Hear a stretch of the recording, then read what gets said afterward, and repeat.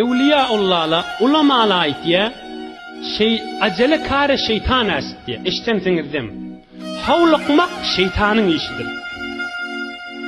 Yöne 5 yerde havluqmaq peygamberlerin işidir diptir. Havluqmaq şeytanın işidir. Emme 5 yerde havluqmaq peygamberlerin işi.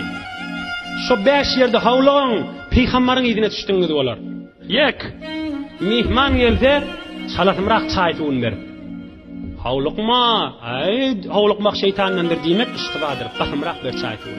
Neçe yetiştiğinden. İkilencesi bergin mami.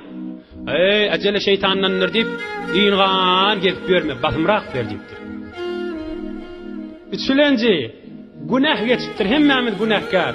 40 yaşa varsam olur. İlla varayın. On diyme deyiptir.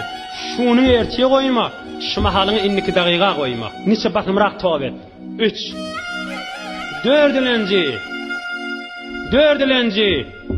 Qıydın balığı olan molsa, yaşı yeten molsa, imanınla, amanatınla ınamlı adam gelse izdivacı bir havluqmalıdır. Havluq näme? Qıydımın yaşı var mı? Dime.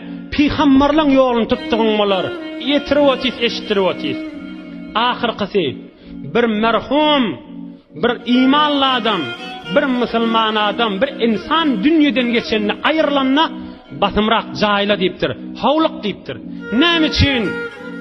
Eger qawa adam bolsa, porsu dünyadan dinsin matımrak barsın barmady yerine. Eger telek adam bolsa da qoy telekeligi bizim üstümüze yatmasın, gitsin qabrına başın batımrak. Bir de beşilencisi.